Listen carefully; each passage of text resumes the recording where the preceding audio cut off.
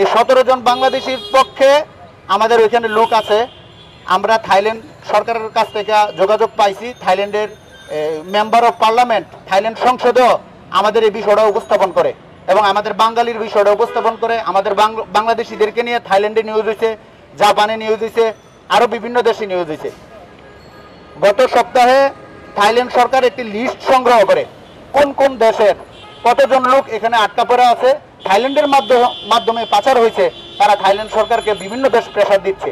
এই লিস্ট সংগ্রহ করার সময় আমাদেরকে বলছে আমরা বাংলাদেশিদের উদ্ধারের বিষয়ে আমরা যোগাযোগ করছি।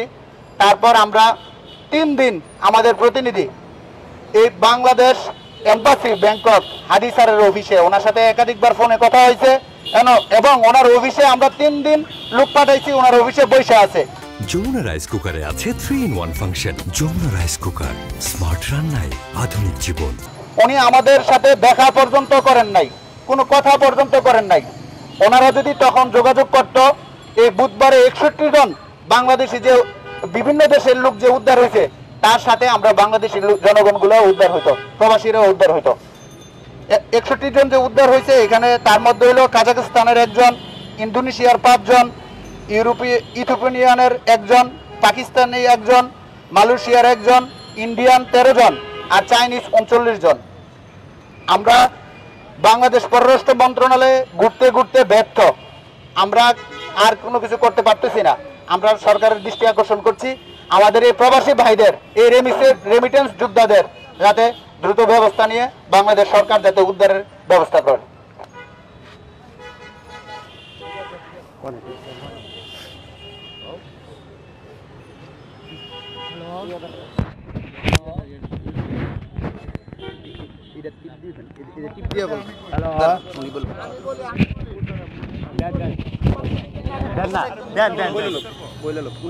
হ্যালো হ্যালো, বিসমিল্লাহির রহমানির রহিম।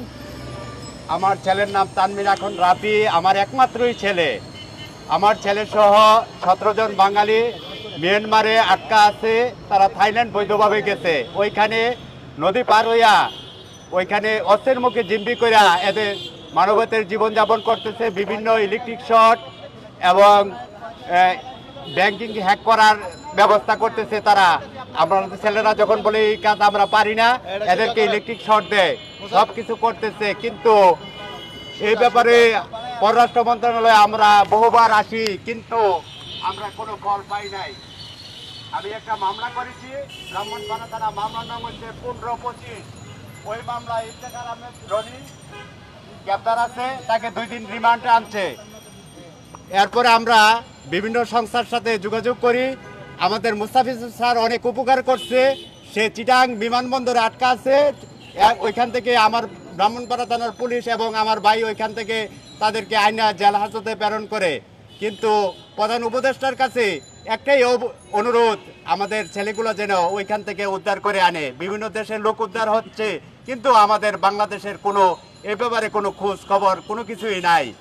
মায়ানমার এম্বাসি, থাইল্যান্ড এম্বাসির সাথে যোগাযোগ করলে এরা কোনো সাড়া দেয় না। আমাদের অলরেডি ওইখানে লোক আছে এম্বাসির কথা বলার জন্য এবং লিস্ট দেওয়ার জন্য, তারা কোনো খোঁজ খবর নিচ্ছে না। করতেছি এরকম অবস্থা করতেছে। আজকে তাদেরকে ইলেকট্রিক শর্ট, বিভিন্ন মায়ের দৈর করতেছে, করতেছে। কি অবস্থায় যে আছে আমাদের পরিবারগুলো অসহায়ের মধ্যে দিন পাত করতেছে, খানা নাই দানা নাই। আমার ওয়াইফ স্ট্রোকের পথে, ঠিক আছে, তাদেরকে দেখতে লোকজন আসে বিভিন্ন জায়গা থেকে, করে আত্মীয় স্বজন আসতেছে, করতেছে। আমরা কি অবস্থায় আছি একমাত্র আল্লাহ ব্যতীত কেউ জানে না। কিন্তু প্রধান উপদেষ্টা এবং উপদেষ্টা মণ্ডলীর কাছে আমাদের আকুল আবেদন, কিভাবে আমাদের ছেলেগুলো ওইখান থেকে উদ্ধার করে আসতে পারবে, এটাই আমাদের কাম্য। তাদেরকে দ্রুত ব্যবস্থা করার জন্য অনুরোধ করছি। এ বলি আমি আমার বক্তব্য শেষ করছি।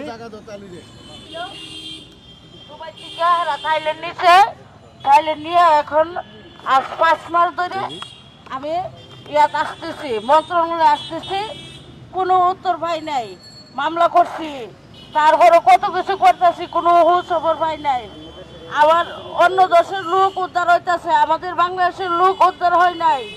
আমার অকুল আবেদন স্বরাষ্ট্র মন্ত্রণালয়ের কাছে, আমার ছেলেরে যত তাড়াতাড়ি পারে উদ্ধারের জন্য আমি অনুরোধ করছি। আমি আর কিছু বলতে পারবো না।